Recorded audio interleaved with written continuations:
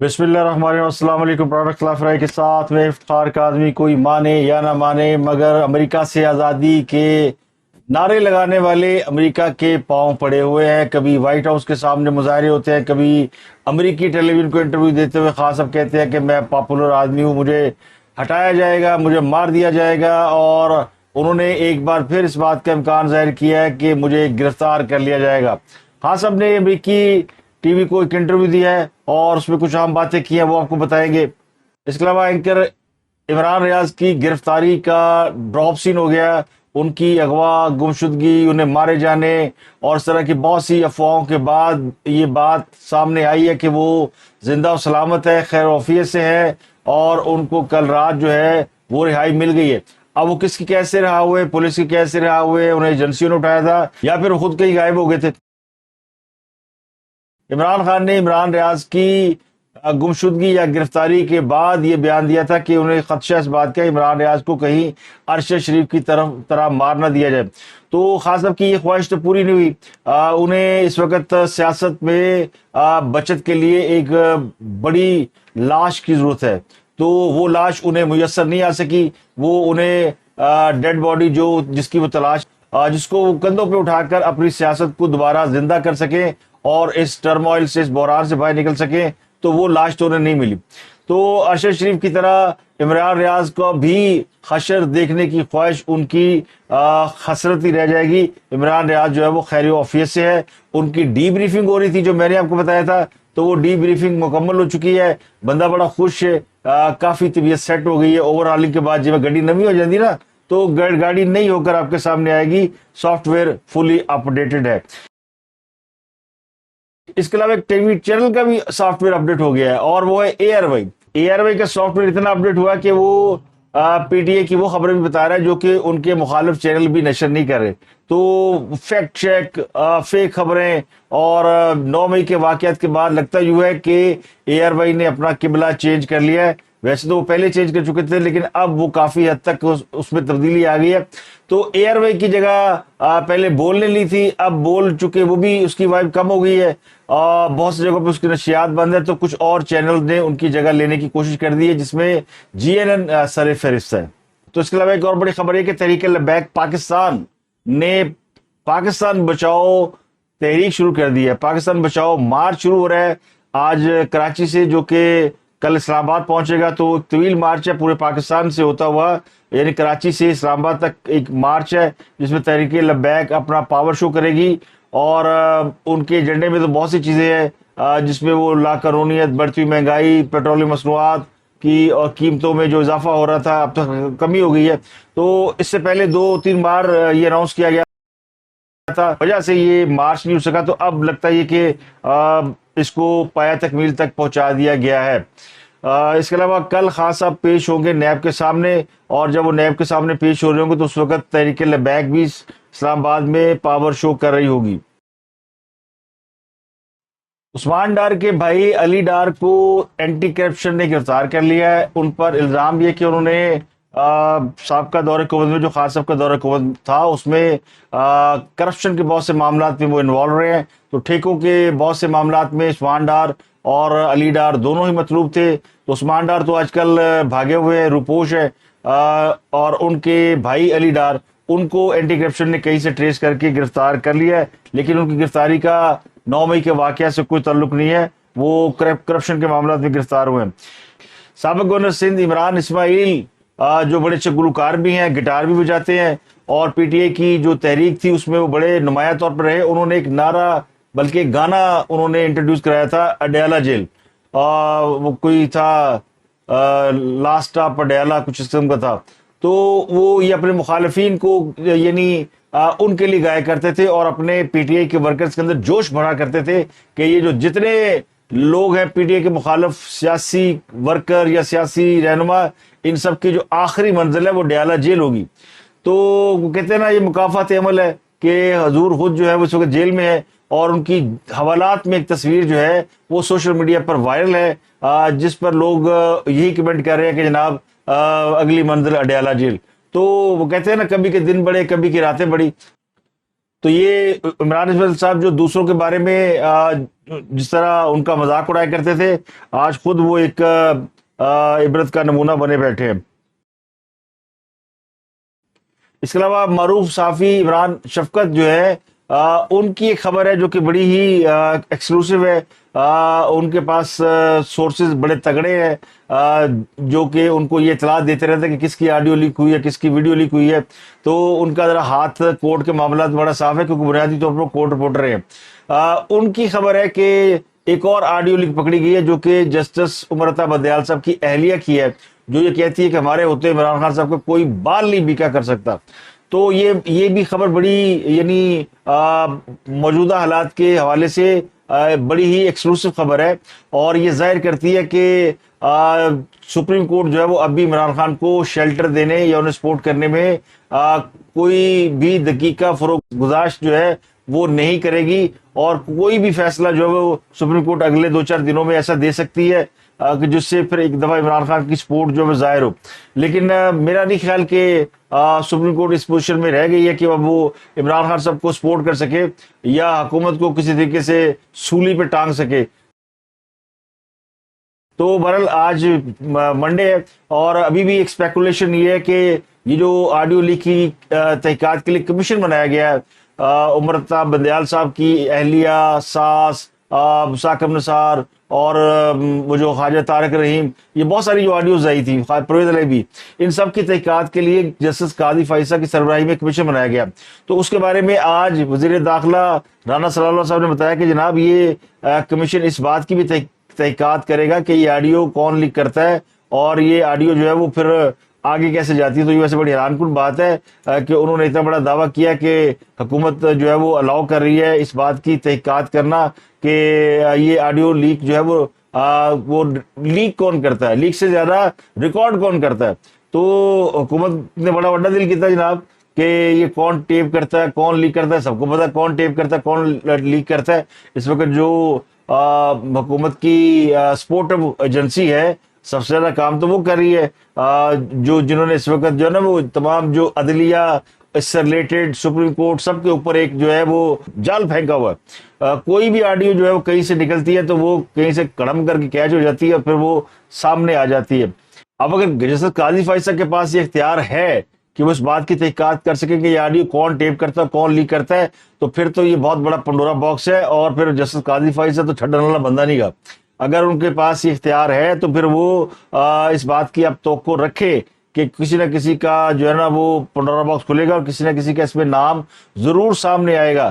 جو 3 رکنی judicial commission بنا ہے وہ کوئی دھماکہ ضرور کر سکتا ہے اس حوالے سے۔ تو اس کے علاوہ سابق آرمی چیف کی نواسی کے حوالے سے بڑی خبریں چل رہی ہے۔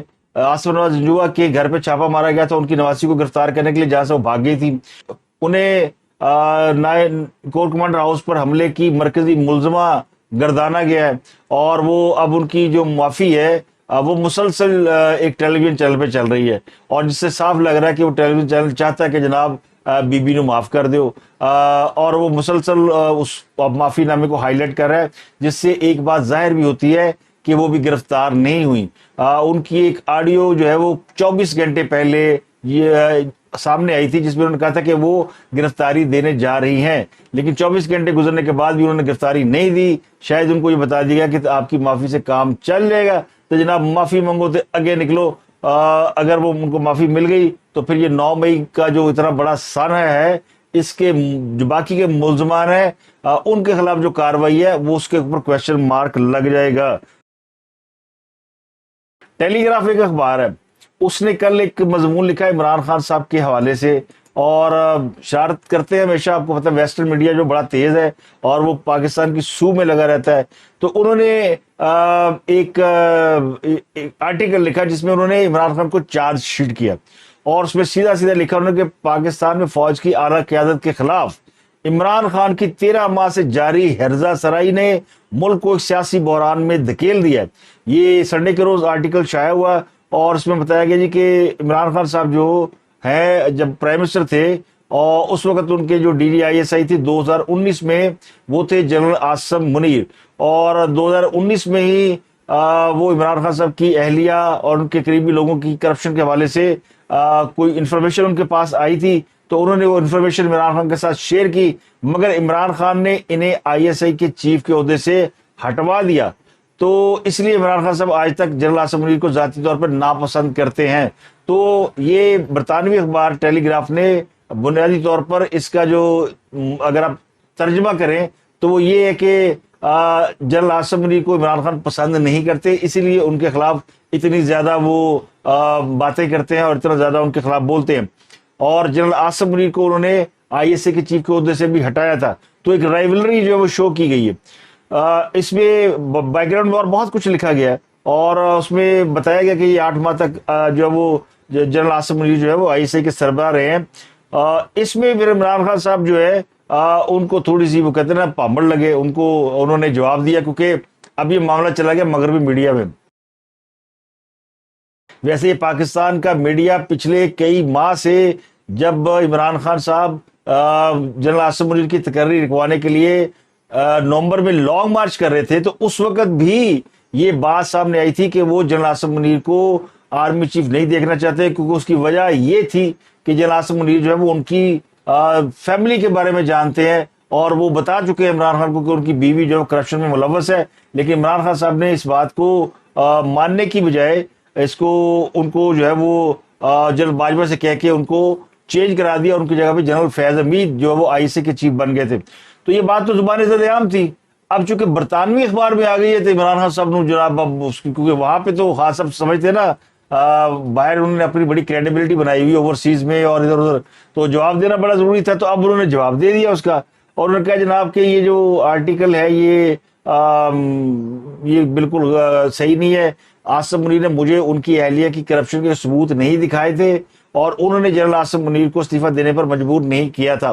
تو یہ بات درست ہے کہ انہوں نے جنرل عاصم منیر کو استعفیٰ دینے پر مجبور نہیں کیا تھا، لیکن یہ بات درست نہیں کہ انہوں نے جنرل عاصم منیر کو نہیں ہٹوایا تھا. جنرل باجوہ نے کیا تھا، خود تو عمران خان صاحب انہوں ہٹا نہیں سکتے تھے، نہ انہوں نے ہٹانا تھا. اڈا بڈا پنگا تو لے ہی نہیں سکتے نا وہ. اگر حکومت جنرل باجوہ چلا رہے تھے، فوج چلا رہی تھی، تو پھر فوج کے سربراہ کو کہنا پڑ رہا تھا کہ جناب یہ ہو رہا ہے اور وہ ہو رہا ہے. تو انہوں نے یہ ان سے فرمائش کر کے ہٹایا تھا اور اس وقت خان صاحب چونکہ لاڈلا پن کے عروج میں تھے تو انہوں نے عمران خان صاحب کی اس ساری جو یعنی معاملہ ہے اس کے اوپر آرٹیکل لکھ کے عمران خان کو پورا جو کہتے ہیں پنجابی تن دیتا منجی ٹھوکتی.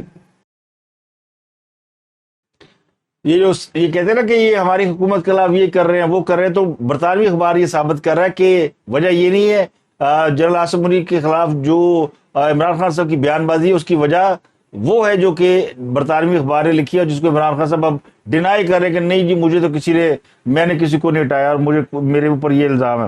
تو اچھی بات ہے، خان صاحب ٹیلی گراف کے اوپر کیس کریں. اگر ٹیلی گراف نے یہ بات غلط ہے تو پھر ان کو کیس کرنا چاہیے.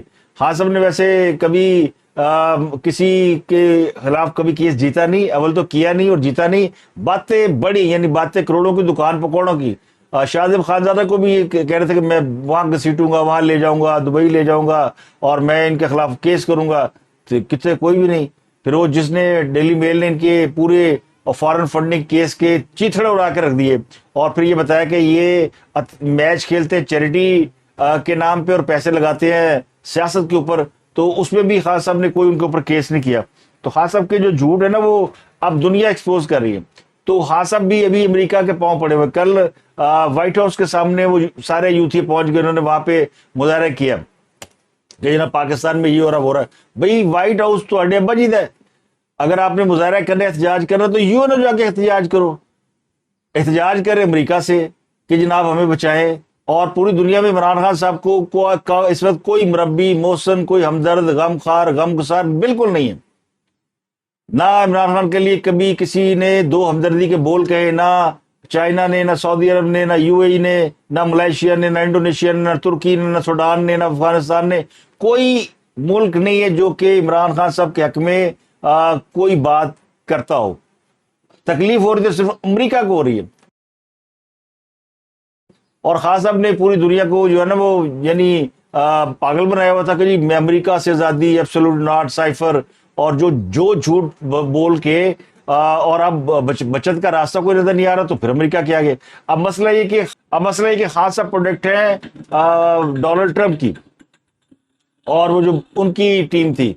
جو بائیڈن انہیں ناپسند کرتے ہیں، بلکہ جو بائیڈن ہر اس شخص کو ناپسند کرتا ہے جو کہ سازشی ہے یا فراڈیا ہے یا جس نے دنیا کو عذاب میں ڈال رکھا ہے۔ اگر آپ جو بائیڈن دیکھیں جب سے وہ اقتدار میں آئے ہیں تو ان کی پالیسی اپنے پیش رو امریکی صدور سے بہت مختلف ہے۔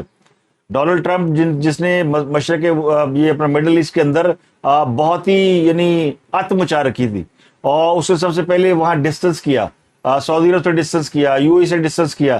تو آج عالم یہ کہ سعودی عرب یو اے کو ایران سے صلح کرنی پڑ گئی ہے اور شام سے صلح کرنی پڑے گی کیونکہ امریکہ پیچھے ہٹ گیا۔ اس طرح پاکستان کو بھی انہوں نے عمران خان سے انہوں نے جان چھڑا لی، پیچھے ہٹ گئے۔ تو جو بائیڈن جو ہے اس کی اپنی ایک پالیسی ہے، سی آئی اے کی اور واشنگٹن کی اپنی ایک پالیسی ہوتی ہے، تو ان کے خیر خواہ غم خار تو بہت ہے لیکن اگے وس نہیں چل رہا۔ تو وائٹ ہاؤس کے سامنے مظاہرہ کرنے جا رہے ہیں، یعنی پاکستان کا معاملہ ہے۔ اب یہ کہتے ہیں امریکی مداخلت، حقیقی آزادی، مداخلت ہو گئی۔ سیفر آیا تھا نا، وہ ایک پاگل تھا، وہ فیصل کیا نام ہے اس کا، وہ جو عمران خان کا تقریروں میں وہ اینکرنگ کرتا ہے، سینیٹر فیصل جاوید خان، جسے کوئی کونسلر کا الیکشن بھی نہ وہ جیت سکے۔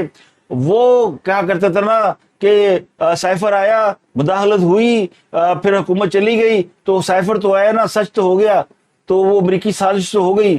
تو یہ جو امریکی مداخلت کے لیے پوری قوم کو یعنی کہتے ہیں نا انہیں ماتم کرا رہے تھے، اب وہ خود کہہ رہے ہیں امریکہ پلیز مداخلت کریں۔ تو جو وائٹ ہاؤس کے سامنے مظاہرہ کیا گیا اس لیے کہ امریکہ مداخلت کرے، ایک پیرس میں مظاہرہ کیا گیا۔ تو خان صاحب نے پوری دنیا میں لوگ چھوڑے ہوئے، خود بیٹھا ہوا ہے، اور وہ جناب وہ کبھی سی این این کبھی بی بی سی سب کو انٹرویو دے کے اور وہ کہانیاں سنا رہے ہیں۔ عمران خان صاحب نے انہوں نے بتایا کہ جی مجھے گرفتار کرنے لگے ہیں اور 80% چانس موجود ہے کہ جب میں اسلام آباد جاؤں گا، نیب کے سامنے عدالت میں پیش ہوں گا، تو اسلام آباد پولیس مجھے گرفتار کر لے گی۔ اب یہ انٹرنیشنل میڈیا میں اپنے آپ کو، یعنی یہ وہ تیاری ہے جو عمران خان صاحب ہمیشہ گرفتاری سے پہلے کرتے ہیں۔ پہلے اپنے لوگوں کو بلاتے تھے، پہنچو، اب انہیں پتہ ہے کوئی آنا نہیں کسی نے، اور صاحب تو مار کھا کے بھاگے ہوئے، یہ اندر ہے۔ تو خان صاحب دو جھوٹ اس کے ساتھ ساتھ ملا کے بول رہے، ہمارے 25 لوگ شہید ہو گئے، تو ایک شہید کا نام بھی نہیں بتا پا رہے کہ کون سا بندہ ان کا جو مارا گیا، اور دوسرا یہ کہتے 10,000 لوگ پکڑے گئے، جبکہ جو ٹوٹل فگر ہے گرفتاریوں کا وہ 3800 کا ہے۔ تو خان صاحب چونکہ بڑا چڑھا کے بات کرنے کی عادت ہے تو کر رہے ہیں، تو وہ کہہ رہے ہیں کہ 80% امکانات ہے مجھے اس وقت گرفتار کر لیا جائے کہ کوئی قانون کی کوئی حکمرانی نہیں ہے، ہمارے 10,000 لوگ گرفتار ہے، سینئر قیادت جیل میں، ویسے بات درست ہے، سینئر قیادت کافی لوگ جیل میں، لیکن جو ان کا نمبر 2 ہے، جو ان کے وہ جیسے الطاف حسین کے نمبر 2 تھے ڈاکٹر عمران، تو اسی طرح یہ ان کے نمبر 2 ہے مراد سعید صاحب۔ تو مراد سعید تو غائب ہے، اور پھر ان کے جو پولیٹیکل سیکٹری شبلی فراز صاحب وہ بھی نہیں پکڑے گئے، اور شہباز گل پاکستان سے باہر بھاگا ہوا ہے، زلفی بخاری بھی آزاد پھر رہا ہے، بشرا بی بی بھی آزاد ہے۔ تو گرفتار وہ ان کا وہ جو پولیٹیکل فیس ہے نا، 4-5 لوگ وہ گرفتار ہے، اور وہ اپنی خوشی سے گرفتار ہیں، وہ باہر آنا بھی نہیں چاہتے۔ فواد چودھری جب سے باہر آیا وہ چپ لگی ہوئی ہے، اس نے کوئی بات نہیں کی۔ تو لوگ کہتے ہیں خان اس سے رابطہ نہیں کر رہا، لیکن وہ خان سے رابطہ نہیں کر رہا۔ تو خان صاحب کے آس پاس بھی اس وقت کوئی ویسے سینئر بندہ موجود نہیں ہے، اور نہ ہی کارکنان زمان پارک میں موجود ہے۔ تو اب وہ سی این این کو بتا رہے جی مجھے منگل کو گرفتار کر لیا جائے گا۔ اب یہ میڈیا پہ ہائی لائٹ ہو گئی، تو ظاہر ہے اب انہیں کون گرفتار کرے گا؟ کوئی پاگل ہے جو انہیں گرفتار کرے، تاکہ سی این این جو بار بار وہ کلپ دکھائے جی عمران خان صاحب نے ہمیں بتایا تھا کہ وہ گرفتار کر لیے جائیں گے۔ تو خان صاحب کو یہ کام تو آتا ہے کہ وہ پریمپٹو بڑا اچھا کرتے ہیں، یعنی وہ پیش بندی بڑی اچھی کرتے ہیں۔ تو پاکستان میں امت مسلمہ کے سب سے بڑے لیڈر کے لیے امت مسلمہ میں سے کسی نے بھی آواز نہیں اٹھائی، اور وہ اب ان کی جو امت ایکچولی امت ہے، امت امریکہ، وہ ان کے لیے کوشش کر رہی ہے، لیکن مجبوری یہ ہے کہ امریکہ نے پاکستان میں جب بھی کسی کی مدد کی ہے، کسی کو اقتدار میں لایا ہے، تو اس کے لیے وہ فوج کی مدد اس نے حاصل کی ہے۔ یہ پہلی بار ایسا ہو رہا ہے کہ امریکہ کے پاس یہ فیسلٹی نہیں ہے۔